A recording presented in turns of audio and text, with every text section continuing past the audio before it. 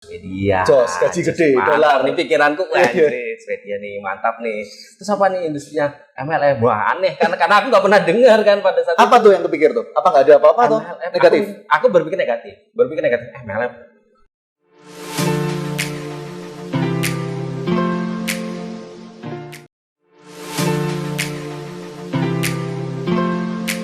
Kali ini bersama saya Aldo Adela di podcast spesial bareng Lifetime World. Nah, dan kita hari ini punya tamu spesial. Beliau ini seseorang yang sangat luar biasa, udah senior banget di dunia profesional, dan beliau ini saya udah kenal beliau ini udah cukup lama.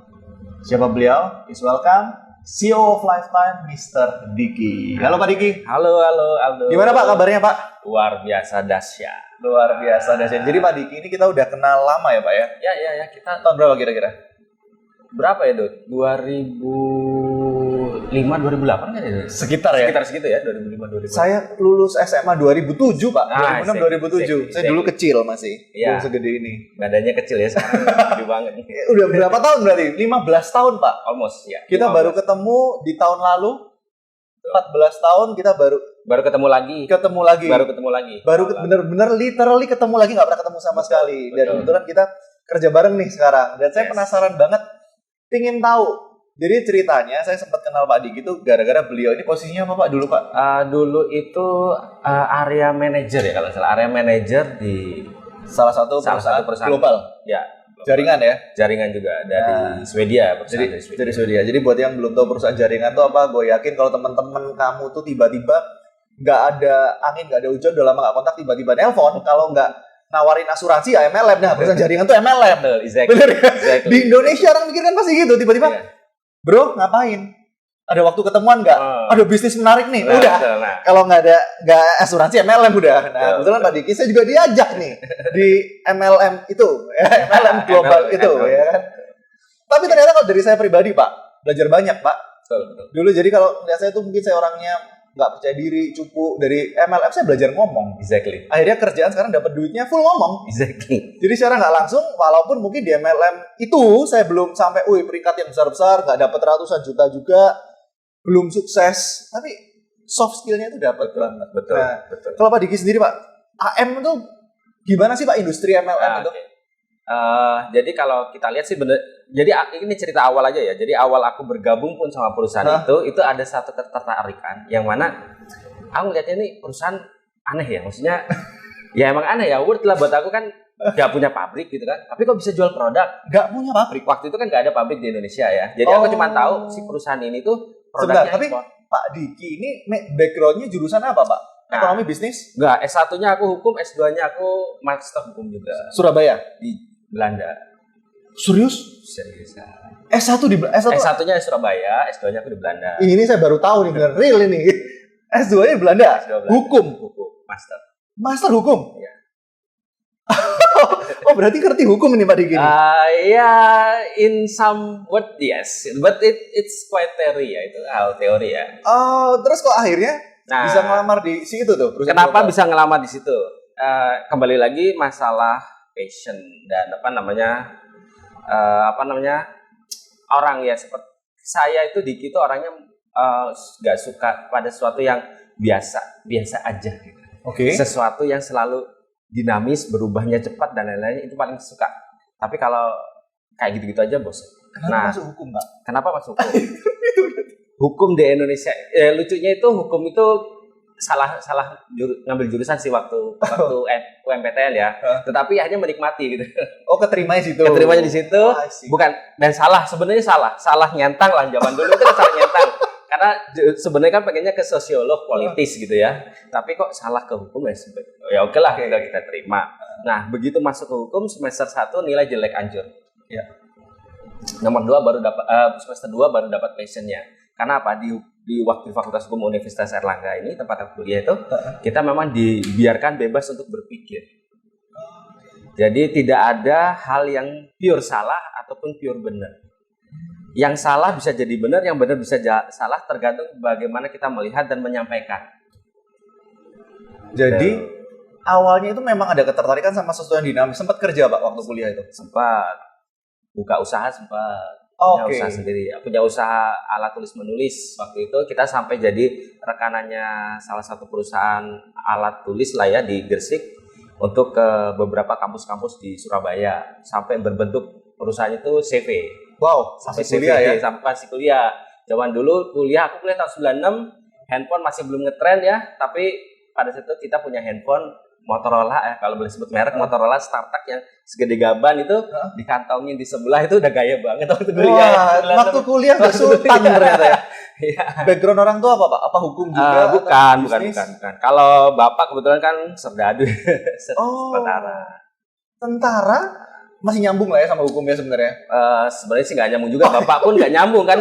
Bapak saya itu tentara tapi dia kopsnya kops teknik, jadi dia ilmuwan di ketentaraan itu sebagai ilmuwan. I see. Nah akhirnya habis lulus nih Pak. Nah, Lulus di Belanda tuh habis S1 selesai, S1 belum selesai udah dapat offeringnya di Belanda kan, jadi sempat sambil kuliah di Belanda 1,5 tahun, kemudian balik ke Indonesia. Wah itu pentingnya edukasi ya. Jadi Ya, edukasi itu walaupun mungkin nggak terpakai secara langsung, tapi dari pengalamannya, experience-nya kepake. ya betul. Dan emang waktu itu sebenarnya ada kebimbangan sih antara aku pulang ke Indonesia enggak. Oke, rencananya waktu di sana mau apa Pak? Kerja hukum itu atau kerja lain tuh rencananya? Sebenarnya kan yang saya pelajari kan hukumnya as corporate ya. Jadi business law. Hukum bisnis, hukum corporate perusahaan. Jadi bisa masuknya ke HRGA atau generalis ataupun ke manajemennya bisa. I see. Terus akhirnya kok bisa gitu? Pilihannya antara mau pulang atau enggak gitu. Setelah dipikir, kok eman ya sudah kuliah di luar negeri, dibiayai, kok tidak memberikan semuanya ke Indonesia lagi. Oh, ada passion untuk pulang, Pak ya? Iya, harus kita sebagai generasi muda, yuk bangun negara kita dong. Karena banyak dari teman-teman katanya nggak pulang. Ya, mereka memilih tinggal di sana, di Eropa dan lain-lain. Ya. Akhirnya pulang. Aku pulang. Umur berapa tuh Pak lulus S2? 25? 2001, tahun 2001 ya. S2 itu kan berarti 21 tambah 2. Benar nggak sih? Ya. 22-an, 23. 23. Aku lebih cepat soalnya. Oh, I see. Akhirnya pulang nih. Pulang. Cari kerja. Pulang ke Indonesia, sempat udah ada tawaran kerja. Bisnisnya gimana tuh? Nah, bisnis sempat kita hentikan pada saat kita lulus kuliah. Karena kan udah pisah, waduh ngurusinnya susah kayak gimana. Kita percayakan sama teman yang ada di Surabaya untuk nerusin. Selebihnya karena beberapa rekan-rekan kuliah di mana ya udah kita nggak urus. Dikasih nih ke orang. Udah jalanin aja. Luar biasa, berbagi ya. Paling nggak adalah kita mendapatkan pelajaran selama kuliah dan bekerja itu. Ya kan kalau cuma kuliah doang biasa ya. Kalau kita kan kuliah sambil cari duit. Gimana caranya mendirikan sebuah korporasi, menjalankan sebuah korporasi, dealing sama pemerintah, dealing sama manajemen perusahaan lain dan lainnya, kita udah pelajari waktu kita kuliah. Jadi tidak hanya teorinya, tapi juga langsung prakteknya. Terus kalau kerja ke perusahaan lain kan susah nih. Betul. Ini buka usaha sendiri. Iya, betul. Karena belum punya gelar ya Pak ya. Betul. Terus kan pulang dari nol lagi dong Pak? Pulang ya kerja di satu perusahaan insurans juga, bank dulu pertama. Kerja di sebuah perusahaan bank, di bank. Banker. Di nggak ada sekarang ya, nggak boleh sebut nama deh. Di sebuah bank, ya sekarang sih udah ganti-ganti nama banknya juga, di SIT sebenarnya. Nggak nyambung. Saya makin bingung nggak nyambung. Jadi admin di tim IT, kemudian kembali lagi karena Diki kan orangnya suka belajar dan suka berarti Pak baru. Diki ini secara nggak langsung seorang generalis atau spesialis nih? I'm generalist berarti. Wow, sama ya. Generalis. Jadi belajar pertama jadi admin doang nih, jadi admin, kemudian kita belajar di sistem IT-nya juga, ya udah kerja di situ di tim IT-nya. Kemudian ada offering dari sebuah insurans, pindah ke insurans, kemudian pindah ya manajemen ya, bukan jalanin insurans ya. Di insurans tapi bedanya gajinya gede nggak sih kalau lulusan luar negeri atau sama aja? Enggak sih. Wah, pada saat itu kita nggak ngelihat ada perbedaannya. Mungkin sekarang ya kali ya. Kalau zaman dulu kan kayaknya sama-sama aja ya. Mau S1, S2 dalam negeri luar negeri kayaknya sih. Tapi nggak ngaruh. S1, S2 itu juga nggak ngaruh Pak?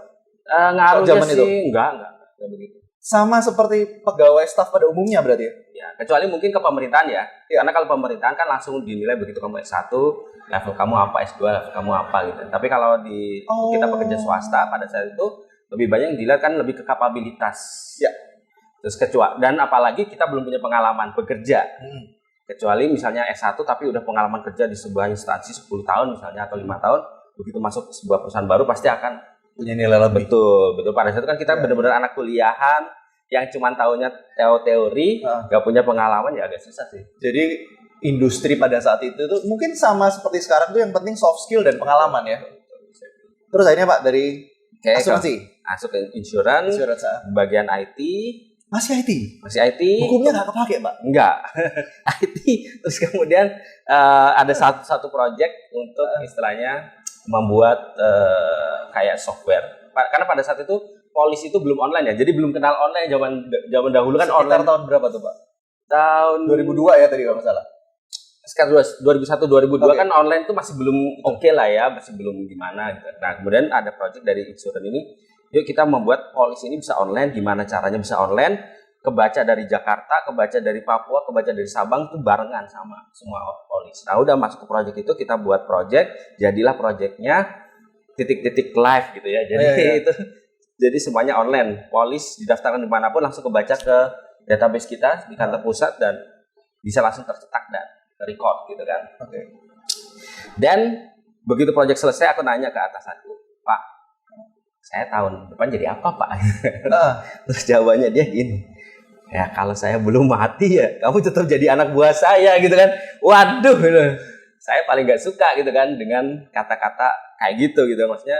Wah ini kayak saya gak punya development, career development di sini. In anyway aku bukan seorang IT juga basicnya dan agak susah gitu. Jadi berpikir gimana caranya, cari-cari lagi lah. Kebetulan ada yang nawarin gitu kan di perusahaan MLM ini. Ini nawarin, nggak nyari ya? Nawarin. Hold on, sabar dulu Pak. Nah, berarti nanti kita bakal edisi selanjutnya mungkin kita bisa cari tips nih dari Pak. Kita bakal bikin bareng Pak Diki juga tentang gimana sih seorang profesional mungkin ya. Betul. Nah, terus ini pertanyaan saya gini, kan awalnya sebelum kita lanjut nih, sebelum kita masuk ke cerita pokoknya, kan awalnya pebisnis Pak. Ya. Punya naluri entrepreneur. Betul. Kok akhirnya memutuskan jadi profesional tuh why? Ya, jadi ada beberapa faktor yang memang kita rasakannya pada saat jadi pebisnis itu bersama teman-teman itu. Membuat jaringan bisnis dengan modal kita sendiri ya. Kan waktu itu kan kita modal urunan dari uang kuliah dan lain-lain itu susah. Hambatan itu banyak banget. Dari masalah dari sisi pengalaman kita nggak punya experience untuk mengelola anyway gitu kan, walaupun itu bisa dipelajari. Kedua, untuk jadi pebisnis itu kan modal itu harus cukup gede ya. Jadi harus rangkap-rangkap, nggak bisa misalnya ini modal cukup untuk 3 bulan doang nih kita pasti bakalan sukses 3 bulan, nggak bisa. Kita harus punya backup cadangan dana yang harus kita siapin. Resikonya. Betul, dan hal itu yang kita lihat pada saat tahun 2000 ke atas itu kan ekonomi ekonomi lagi kurang begitu bagus gitu kan. Aduh, susah banget lah kita mau jalanin usaha sendiri kayak gimana itu udah susah. Cari yang pasti-pasti dulu. Betul. Jadi waktu itu kita berpikir ya udahlah kita sambil belajar. Jadi bekerja itu cari ilmunya, belajar menjadi seorang profesional entrepreneur. Sih, dan mungkin masalah modal besar, nggak ada pengalaman itu mungkin nanti bisa kita jawab dengan industri MLM ini. Betul. Terus akhirnya nih setelah tadi ditawarin oleh siapa Pak?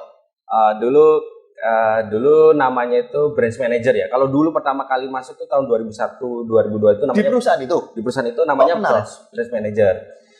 Ada rekanan lah, ada teman juga member, temannya member gitu kan. Terus itu perusahaan gua butuh ini dong gitu. Aku tanya dulu dong perusahaannya apa gitu kan. Perusahaan Swedia. Wah, Swedia. Jos, gaji gede, dolar. Nih pikiranku, Swedia nih, mantap nih. Terus apa nih industrinya? MLM. Wah, aneh karena aku nggak pernah dengar kan pada saat apa tuh yang kepikir tuh? Apa nggak ada apa-apa tuh? Negatif. Aku berpikir negatif. MLM kayak gimana sih gitu. Nah, aku cari tahu ke temanku ini dan dia cerita. Dengan gamblangnya dia cerita. Member temennya nih. Member. Udah jalan aktif atau? Udah jalan ya. Semasa kuliah pun dia udah jalanin sebenarnya. Cuman aku nggak begitu hirau. Jadi dia jalanin nawarin. Aku tahu lu ke kampus dulu kan bawa katalog ya. Terus nawarin siapa yang mau beli gitu lah. Ntar kerjaan gua gitu juga gitu kan. Sales gitu kan. Enggak. Terus dia nawarin, enggak, kamu bukan di sini, kamu di sisi manajemen. Kebetulan memang ada kekosongan posisi di perusahaan ini, gitu kan. Apa waktu itu? Kamu ngomong deh sama BM-nya, sama branch manajernya. And then aku kontak branch manajernya, dan branch manajernya menyampaikan bahwa kamu di sini sebagai resepsionis. Oke. Oh, awalnya resepsionis. Resepsionis. Oke, aku pikir resepsionis ya new challenge sih sebenarnya, karena ya kembali lagi Diki suka yang challenge baru yang nggak pernah gitu kan. Karena di perusahaan yang ini kebetulan ya itu mentok, atasan udah bilang kayak gitu, selama gue masih hidup lu bakalan jadi anak buah gue gitu kan. Aduh, nggak mungkin dong jadi anak buah dia terus lah, kapan gue jadi atasan gitu kan. Jadi ya udahlah, aku coba deh jadi resepsionis. Interview pertama sama branch manajernya, aku biasa. Waktu itu interview pertama itu cuma biasa ya, standar lah, ngomong ini ngomong itu ya udah biasa. Oke, interview kedua sama waktu itu langsung dengan managing director.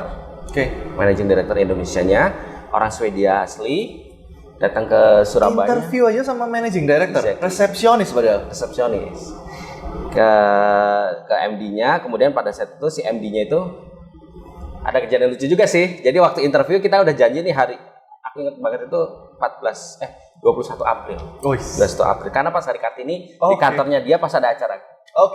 Aku suruh nunggu nih dari jam 9, nanti interview jam 10 ya. Jam 9 udah datang dong. Pakai baju rapi. Masih kurus ya waktu itu ya. Kemudian kok sampai jam 12, jam 1 kagak keluar kan jadi interview gitu kan. Jam 4 aku tegur. Excuse me, I have interview with you, Pak. Terus dia nanya, lu siapa? Tiba-tiba ngajak gua interview gitu. Terus sambil ngenalin diri, sambil bilang, saya yang mengajukan lamaran sebagai ini, sudah selesai interview dengan BM, sekarang ada janji interview dengan Bapak jam 10 pagi tadi. Langsung dia kaget, terus dia tanya, kok kamu berani nanya gitu ke aku? Terus ya Diki jawab aja, ya apa salahnya dengan bertanya? Karena kalaupun bertanya itu salah, ya saya minta maaf, tapi ini saya hanya menanyakan janji yang sudah dibuat sebelumnya. Dan dia oke, saya minta maaf. Kemudian kita interview di satu tempatnya masih berantakan, rame, terus ada BM-nya juga. Terus dia nanya pertanyaan biasa standar lah ya. Interview tanya ini, kamu gimana kalau ngerti ini, ngerti itu, ngerti ini. Ya kebetulan saya ngerti sedikit IT, saya ngerti sedikit itu, saya ngerti sedikit customer servicing, dan akhirnya udah bisa nih, bisa. Kemudian dia nanya satu hal, kamu mau impianmu apa? Terus aku balikin, Bapak bisa ngasih apa? Perusahaan Bapak bisa ngasih apa ke saya? Saya bisa jadi apa 1 tahun kemudian, 2 tahun kemudian? Dan jawabannya dia tinggal sambil ngetok jendela, tok. Kamu lihat di luar jendela sana ada apa? Langit, Pak, warna biru. That's your job. Kamu nggak akan berhenti sampai kamu nyentuh langit itu. Ngeri, merinding nggak sih jawabannya? Langsung gila, berarti ini infinity career development dong gitu kan di perusahaan ini. Ya wes, bilang, Pak, aku join. Dan dia juga, oke, kamu saya hire saat itu juga. Nggak nego gitu? Enggak, ya gaji standar lah, gaji resepsionis. Cuman dia itu terkesannya adalah, pertama Diki orangnya berani menanyakan sesuatu gitu kan, tidak pasif. Terus kedua itu, ya alhamdulillah sih bahasa Inggrisnya bagus gitu ya. Di antara even sama BM-nya, bahasa Inggris gue bisa lebih bagus daripada dia gitu kan. Ya udah, akhirnya waktu itu jadi resepsionis, plus kalau dia si MD-nya datang ke kantor di Surabaya jadi translator untuk setiap eventnya dia. Terus kalau misalnya ada meeting, zaman dulu kan meeting masih pakai proyektor. Tahu kan proyektor ya? OHP ya, overhead projector. Saya bantuin buatin materinya di plastik itu. Tahu nggak lu supaya nggak tahu nih. Terus di plastik. Ntar tampilin ya Ki ya. HP di plastik itu gambarnya kita tampilin nih. Generasi sekarang nggak ada ya. Iya. Saya buatin materi. Waktu saya SD tuh. Buatin materi karena walaupun bisa diketik dan di print, ada juga beberapa yang minta digambar. Minta digambar tuh jadi plastik, kamu ditulis spidol, ditempelin di sinar tuh kan Pak? Iya betul, di sinar keluar di layar gitu kan. Nah, gila, saya lupa banget itu. Kita buatin itu, jadi merangkap resepsionis, merangkap itu, ngerangkap translator, merangkap IT juga. Gajinya rangkap juga gak? Enggak lah. Kalau gaji oke lah, yang penting cukup pada saat yang penting cukup gitu kan. Masih di bawah 1 juta gitu kan. Zaman belum inflasi itu ya. Masih kecil banget lah. Kemudian ya udah belajar itu, kemudian gak lama 3 bulan diangkat jadi supervisor. 3 bulan Pak? 3 bulan. Oh my god. Nah, gajinya berapa kali lipat lagi? Ya 2 kali lipat lah. Wow. Pada saat itu ya lumayan lah di atas Setiau ya. Gajian Setiau. Ya udah 3 bulan diangkat jadi supervisor, kemudian suruh belajar gudang. Belajar di gudang juga, sistemnya juga kayak gimana kita pelajarin. Terus kemudian ya udah meningkat terus ya. Posisinya jadi supervisor ke manajer operasional, kemudian kepala cabangnya waktu itu resign dan kepala cabangnya kosong yang ngerangkap kepala cabang. Wow. In that time itu waktu itu kemudian Pas ketemu saya tuh udah tinggi Pak itu AM itu. Udah. Itu bahkan ya udah berapa tahun tuh Pak? 6 tahunan ya? 6 tahun berarti 5-6 tahunan. Oh, itu dan udah. Dalam 1 tahun itu bahkan ada rekor yang 1 tahun itu naik jabatan itu 3 kali. Bapak? Iya. Jadi Bisa Pak? bisa. Karena ya ngerjain itu ya udah dirangkap ditambah jadi tambah. Itu keluar posisi baru gitu? Iya. Karena ada rangkap. ada. Oke, kita nggak ngomongin etos kerja seperti apa, tapi setelah kerja nih di industri MLM, what do you think about MLM? Yang berubah apa Pak? Yang akhirnya berubah di pikirannya Diki itu pada saat itu kan berpikirnya MLM negatif. Awalnya kan negatif ya, itu tadi ya kita cerita di awal Ya, negatif gitu malu-maluin lah ya. Ya itu capek banget sih lo Kerjaan kayak biasanya orang ngomong MLM tuh kerjaan orang yang udah hopeless. Ya, gak ada harapan. Ternyata enggak. Jadi di sana itu terkesannya tuh tersentuhnya ya pada saat recognition. Jadi pada saat dulu ada ya direktur seminar atau ya gala dinner lah kayak gitu ya. Ada recognition award gitu. Terus kemudian itu baru bulan keempat atau kelima gitu kan diajak ikut. Ayo kamu kan termasuk berhasil di Surabaya ikut gitu kan. Oh diajak? Diajak. Jadi for your information kalau MLM tuh salah satu yang orang suka itu mungkin ada trip-trip, ada cara ke luar negeri. Betul. Sebelum kita lanjutin nih, udah keliling berapa negara Pak? Kan perusahaan global nih. Mana ya? Nani, Itali, Prancis, Swedia. Kita lihat habis nggak tangannya dia itu? Vietnam. Ayo. Gila. Lebih dari 10 kali ya, 12 lah. Udah belasan negara ya keliling dunia. Bahkan sempat kerja di luar negeri. Di Swedia, iya ada. Di Swedia di headquarters. Terus waktu rekognisi apa nih yang bikin Pak? Waktu rekognisi yang aku lihat itu orang yang biasa ya. Jadi kan tiap hari kita bekerja sebagai kasir resepsionis pada saat itu. Ya dia datang, Pak saya mau order. Oke, order, catat. Wah, kita ketikin, selesai, ambilin barangnya dan lainnya. Nah, begitu direkognisi dia naik ke panggung, aku nangis loh. Seriously. Bukan nangis. Jadi rekognisi itu naik level. Jadi levelnya kan ada multi level ya, kamu dari kecil naik gede. Betul. Jadi ada level-level itu, kemudian dia sampai di level waktu itu yang direkognisi ke director ya. Director, kemudian dapat cashword dan lain-lainnya. Dia naik ke panggung dan aku tuh nangis. Ya Allah, ibu ini yang tiap hari datang ke kantor naik sepeda, waktu itu sepeda pancal, order, bawa barang dan lain-lainnya banyak, dan sekarang itu ada di panggung, dihormati sekian banyak orang. Jadi it's not all about money actually. Appreciation, penghargaan yang buat aku itu ini the bestnya dari perusahaan MLM. Mungkin dia bisa menginspirasi orang juga. Exactly.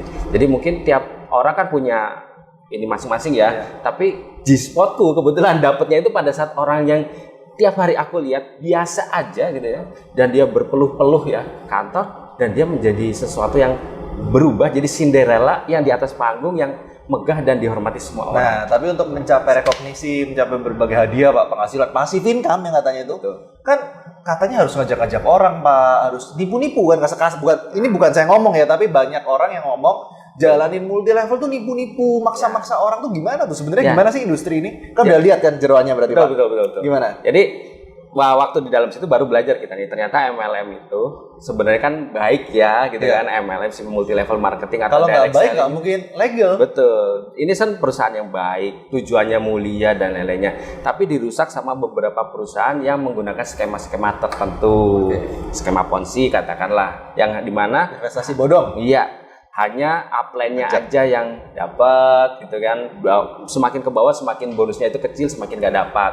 Nah kemudian kalau di direct selling yang benar, multi level marketing yang benar, kesempatan untuk mendapat level yang lebih tinggi itu sama. Jadi tidak ada orang yang baru masuk sama yang masuk terakhir itu nggak bisa ngejar gitu, nggak bisa. Jadi tergantung kita gimana mendayagunakan potensi kita. Tapi sebenarnya jadi konsep sesuai namanya multi level marketing. Sebenarnya kan sama seperti bisnis pada umumnya, Pak ya.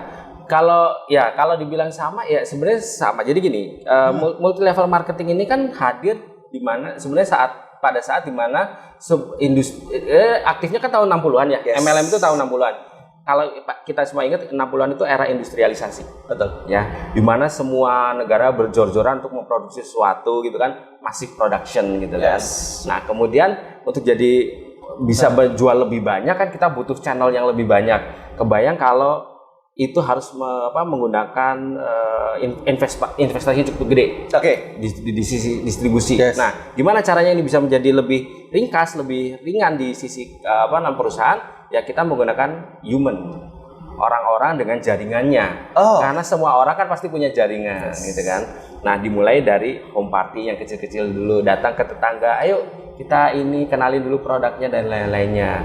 Mulai dari sana dan akhirnya menjadi besar. Jadi konsepnya sebenarnya multi level marketing ini atau direct selling. Direct selling itu adalah kita nyobain produk, kita cocok, kita rekomendasikan ke orang. Betul. Orangnya pakai produk yang sama, kita dapat komisi. Betul. Kalau zaman sekarang tuh affiliate marketing. Affiliate marketing. Cuma ini rewardnya lebih banyak. Betul. Dan lebih levelnya lebih dalam. Betul. Kalau affiliate kan kita jual satu lebih simpel ya, lebih simpel. One level. Ya, satu. Kalau affiliate kan simpel ya. Itu doang kan. Kalau multi level karena namanya aja udah multi level, emang dan juga kedua kalau MLM atau direct selling kan direct dari company-nya, dari perusahaan pembuatnya. Jadi kita dari sisi perusahaannya langsung memberikan barangnya ke kita, ke membernya yang bergerak sebagai sales force.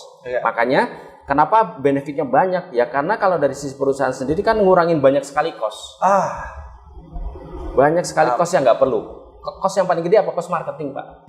Bener nggak? Nah, cost marketingnya nggak perlu karena udah ada sales force ini. Jadi mereka ini yang memarketingkan dengan cara itu tadi, menggunakan, mencoba, menceritakan, menawarkan. Jadi toko-tokonya, cabang-cabangnya ini orang ini. Sebenarnya konsepnya as simple as that. Betul. Dan semua biaya mungkin mereka butuh biaya distribusi, biaya marketing, biaya iklan, semuanya dialihkan jadi bonus. Betul. Jadi mereka bukan dapat bonus dari ngerekrut orang. Bukan. Tapi ketika terjadi penjualan barangnya muter, hanya mengalihkan aja. Betul, exactly. Sebenarnya kan sama aja dengan kalau kita punya toko konvensional ya. Kita punya satu toko nih di katakanlah daerah sini, daerah Indragiri, Wonokromo gitu. Kemudian kita pengen dapat penghasilan lebih banyak lagi. Kita buka toko lagi dong. Ya udah buka toko lagi di mana nih? Oke, aku mau buka toko di daerah misalnya Erlangga. Berarti kan ada investasi yang harus kita buat di situ. Sewa ruko. Betul, sewa ruko, pegawai, kemudian biaya operasional dan lain-lainnya. Kemudian kita mau buka lagi pengen dapat lebih gede ke Perak. Sama lagi kan. Nah, dengan MLM berarti kan kita tidak perlu membuka toko. Tapi kita mengenalkan kepada orang lain. Kemudian orang lain melakukan hal yang sama, menduplikasi yang kita lakukan, akhirnya jadi multiplikasi. Ya udah jalan. Dan bisnisnya tetap cut cost, motong biaya distribusi. Semua. Jadi itu kita bakal bahas nanti lah lebih dalam, panjang kalau kita ngomongin ini lebih dalam. Dan akhirnya nih setelah di perusahaan global, saya sempat tanya juga nih ke Pak Diki, wah di China gila, enak banget Pak Diki, udah keluar negeri gratis, hidup di luar negeri, wah ikut acara. Kalau member kan kerja keras, Pak Diki sebagai manajemen meng-arrange acaranya, diberangkatin kemana-mana, udah, penghasilan gak usah tanya. Tapi kenapa memutuskan kok malah balik nih ke Surabaya nih? Bahkan memulai karir di sebuah perusahaan yang relatif masih baru. Ada beberapa hal ya yang mempengaruhi hal itu. Pertama sih merasanya kan ini perusahaan luar negeri ya gitu kan. Kok kita nggak mau sih ngebangun perusahaan Indonesia sendiri? Masih tetap idealisme. Patriotismenya itu masih idealisme sebagai patriotismenya itu ya. Iya kan kita mikirnya banyak sekali loh perusahaan MLM luar negeri masuk di Indonesia. Sukses gitu kan. Puluhan tahun. Betul. Nah, kita sendiri punya nggak kemampuan untuk membuatnya? Punya kok. Source-nya ada nggak? Ada kok. Mau buat di Indonesia pabriknya banyak yang bisa buat pabriknya. Tinggal masalahnya kita mau jalanin atau enggak kan itu. Nah, kenapa juga ada itu juga akhirnya berpikir, yuk kita bangun dah yang asli Indonesia deh. Kan? Kayak gimana? Terus kedua ya relasinya sama keluarga dan COVID ya, karena COVID waktu itu kan betul nggak bisa ketemu keluarga ya, kita tugas di luar negeri, balik ke Indonesia itu susah ya. Zaman dulu kan harus karantina berapa hari? 14 hari paling cepat ya sekarang 14 hari. Nah harus tes ini tes itu. Dan pas itu nggak tahu ya ke depan gimana. Betul, dan kita nggak tahu ya COVID mau kayak gimana, berkembangnya kayak gimana, bisa jadi gelombang 3, 4 dan lainnya. Aku pikir ya udahlah, kayaknya stop dulu deh di sana gitu kan. Kita bantu yang di sini, kebetulan juga keluarga ada di Surabaya, di Indonesia. Ya udah pulang ke sini. Kalau boleh ditanya Pak, keluarga atau patriotisme itu yang lebih mendasari? Sebenarnya balance sih, sama sih antara antara keduanya itu, karena keluarga pun membebaskan kan, dari dulu pun sebenarnya membebaskan, mau kerja dimanapun bebas gitu kan, asal ya passionnya di mana, keluarga membebaskan itu. Tapi kalau dipikir-pikir lagi kan sebenarnya kemarin itu ya itu COVID, wow, dampaknya itu ya. Mungkin di hati kecil dari mudanya tadi kan cerita udah ada patriotisme ya, ingin memberikan something untuk Indonesia, ditambah itu boom. Dan akhirnya bisa. Akhirnya begitu ya kenal juga sama owner, kebetulan teman-teman kita juga ya. Dari perusahaan global itu ya pengalamannya ya. Betul, dari teman dari perusahaan yang sebelumnya juga. Member? Cuman beliau member ya. Beliau member, tapi sekarang dia mendirikan gitu. Berarti jodohnya mungkin di MLM yang Mbak Diki ini ya.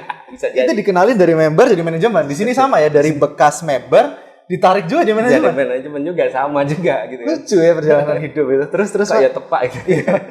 Ya udah, hanya kenal juga dengan beliaunya, ownernya Lifetime. Betul, dengan ownernya Lifetime, dan dia cukup kenal lama ya, 14 tahunan ya, sama lah ya, 14 tahunan, dan kita tahu orangnya kayak gimana, kualitas orangnya luar biasa, dedikasinya luar biasa, dan makanya itu yang menambah satu nilai yang oke, pulang ke Surabaya, bantuin dia. Kita kembangin, gedein MLM asli Indonesia, asli Surabaya. Supaya bisa menggunakan pengalamannya Pak Diki di perusahaan global, kita bawa kulturnya ke perusahaan ini. Betul. Kulturnya ke perusahaan ini sehingga kita bisa memberikan perusahaan lokal tapi rasa global. Betul, perusahaan lokal rasa global. Nah, kalau ngomongin Lifetime sendiri Pak, why Lifetime? Mungkin banyak yang penasaran, karena MLM banyak ya, lokal kan banyak kan, why Lifetime? Kenapa? Dari sisi manajemen. Dari sisi manajemen. Kalau kita ngomongin member ini kan banyak pasti kan variasi, tapi ini kenapa saya tertarik ini untuk episode pertama ini dengan seorang manajemen perusahaan multi level. Saya belum pernah lihat sih ini. Jadi why Lifetime? Pertama pada saat kayaknya sih sama sih standar ya, sama ya teman-teman juga ya. Pada saat mau membeli sebuah produk pasti ngelihat dulu produknya kayak gimana, perusahaannya kayak gimana, kualitasnya kayak gimana. Lifetime buat saya itu kualitas produknya bagus banget. Dan semua perizinan dari produknya itu pun lengkap gitu kan. Dan kalau dibilang khasiatnya terbukti banget gitu. Testimoni udah banyak banget. Even bahkan pada saat sebelum join, to be honest, waktu masih di Jakarta, itu teman udah ada yang nawarin salah satu produknya ini Macati. Ini yang produk yang paling hits nih. Paling hit nih Macati. Macati nawarin, dan waktu itu teman kebetulan ini produk Macati ini buat yang belum tahu, ini produk detox. Betul. Untuk detox usus kan seperti kita tahu ya, sumber masalah penyakit itu bahkan dari usus. Di detox, dibersihin. Karena nggak sadar ya, kita ini dalam tanda kutip numpuk sampah di dalam usus. Apalagi yang suka makan, kalau orang Indonesia, gorengan. Enak, murah. 1.000, 2.000 dapat, tapi nggak tahu Anda kalau digoreng pakai plastik. Enggak ya, bercanda ya. Ntar dipotong, ini bahaya. Terus jadi bagus. Waktu di Jakarta itu sudah ditawarin produk ini, terus kebetulan dia Bayangkari itu istri polisi ya. Istri polisi. Sorry. Jadi kita akan sempat cut tadi untuk ngambil minum. Konten di sini tidak ada cut semua natural. Natural. Nah, dia nawarin produk ini dan bagus. Terus tahunnya Macati. Terus waktu lihat Lifetime siapa ya, gak kenal juga. Nggak tahu. Waktu itu nggak tahu, nggak nanya-nanya kan. Oh ya, bagus, beli ini. Coba teman-teman banyak yang pakai juga. Karena emang waktu dirasain pertama itu, karena baru tahunya ini ya, yang ini begitu sore kita konsumsi, paginya itu keluarkan dengan BAB, lega dan tenang gitu. Karena ada yang sakit itu enggak melilit ya. Enggak melilit benar. Dan untuk yang belum pernah pakai produk detox usus ini, kalau pertama kali pakai itu, Pak, beratnya bisa langsung kurang. Betul. Karena sampahnya itu kan banyak banget kan. Benar. Detox nggak sakit, nggak melilit, dan yang saya paling suka nih, kenapa saya suka ini, rasanya itu kayak Macati yang harganya 60 ribuan. Started ya. Ini Jos. Jadi dari sisi rasa kan sebenarnya bukan aneh ya. Ini detox. Aku berpikir awalnya kan wah pasti pahit gak enak kayak jamu gitu ya. Kayak jamu, kayak Tapi jamu. rasanya kok enak kok rasanya gitu Nagih kan. malah ya. Iya betul. Habis gitu waktu itunya juga nggak bikin sakit karena ada beberapa yang pernah coba itu bikin sakit, melilit gitu loh. Jadi nggak enak, nggak nyaman di perut kan. Nah yang ini tuh enggak. Jadi, nah itu waktu pengalaman pertama nih pakai. Oh itu. Terus udah begitu join, loh kok produk ini gitu kan. Aku langsung, lah emang ini ya? Iya yang buat kan. Jadi ini nunjukin bahwa harga produk-produk dari Lifetime ini sangat terjangkau ya. Betul. Bahkan identik biasanya produk MLM dari mahal banget. Ya. Ini sangat terjangkau sehingga orang mampu beli dan sampai nggak mikirin MLM. Betul. Karena ya pertama sih kita mikirnya kan emang namanya produk kalau produk MLM itu kan emang rata-rata harganya mahal ya, apalagi produk kesehatan. Iya. Kalau teman-teman lihat ke tetangga sebelah, warung sebelah pasti kan untuk obat ini harganya mahal. Juta-juta gitu ya. Nah, ini kan di bawah itu gitu kan. Waktu itu bahkan Seakan-akan beli produk retail. waktu itu bahkan bundling kalau nggak salah ini. Iya kan? Masih promo ya, masih baru. Promo ya. Waktu pertama itu bundling, beli lumayan banyak gitu kan. Dan begitu kesini, loh ternyata produk kita tahu. Saya baru tahu mah gitu. Jadi, produknya banyak juga Pak ya. dan ternyata produknya banyak. Nah, dari sekian dari hal itulah yang menyebabkan kenapa aku pikir ini emang Lifetime-nya perusahaannya bagus gitu kan. Niat bikin produknya. Betul. Gak asal Buat produk dan memang produknya juga sudah terbukti khasiatnya. Dan saya rasa ini juga pengalaman dari owner sendiri ya. Betul. Owner sendiri, Pak CEO kita, Pak Surya udah pengalaman banget. Dia memilih formula terbaik. Betul. Dan memberikan harga yang sangat terjangkau. Betul. Dan produk, istilahnya kalau orang-orang ngomong, produknya ini kualitas mobil BNT. Tapi harganya Avantit itu kan fashion designer. Bercanda. Jangan dipotong sekali lagi ya ini ya sekali. Editor kasih nanti timer biar nggak kepotong ya. Lanjut Pak. Jadi dilihat dari produknya bagus, kemudian ya dari sisi manajemennya juga beberapa teman juga kita kenal bersahabat cukup lama. Dan dari owner pun, dari CEO, dari Pak Suryo pun punya keinginan yang luar biasa, pengennya kan yuk kita sejahterain deh orang-orang sekitar kita gitu kan. Nah itu tujuan yang more or less sama dengan dari awal pindah dari luar negeri ke Indonesia gitu kan. Satu visi. Pengennya emang orang Indonesia ini harus sejahtera, harus sehat, kita rich ya, karena kita punya sumber daya yang cukup kok di Indonesia ini. Cuman masalahnya kok kita masih bisa kalah nih sama produk-produk dari luar negeri. Apa yang salah? Salah bisa jadi mindset kita sendiri nih. Dan berawal dari diri kita dulu dong. Kita harus mengutamakan bahwa yuk kita kembangin dulu Indonesia. Wow, luar biasa sekali. Dan pastikan jangan lupa nanti kita juga punya banyak episode dengan orang-orang yang masih luar biasa juga. Terakhir Pak, barangkali mungkin ada pesan-pesan nih untuk yang nonton semua, untuk lifetime planner maupun yang belum jadi lifetime planner, silakan. Oke. Buat teman-teman semua yang di sana, jangan suka berpikir negatif dulu terhadap suatu hal. Ya, somehow kita emang paling gampang berpikir negatif. Kita pelajari dulu semuanya. Kita lihat dulu semuanya menjadi kedepannya kayak gimana, potensinya kayak gimana, baru kita pertimbangkan untuk memutuskan sesuatu. Itu. Terus untuk para member lifetime, ini saatnya. Ini saatnya kita bergerak menjadi lebih baik, lebih maju, lebih canggih ke depannya, dan kita butuh bantuan dari teman-teman semua untuk membesarkan bisnis ini menjadi lebih gede. Kita punya potensi yang cukup besar. Kita produk bagus banget, manajemen support banget, sistem pun semua kita dalam bentuk ekosistem digital yang sangat luar biasa, dan ini tidak kita temuin di beberapa MLM lainnya. Konsep udah bagus. Mantap. Dan semua disupport satu sama lain. Ada ini, ada itu, semuanya mensupport satu.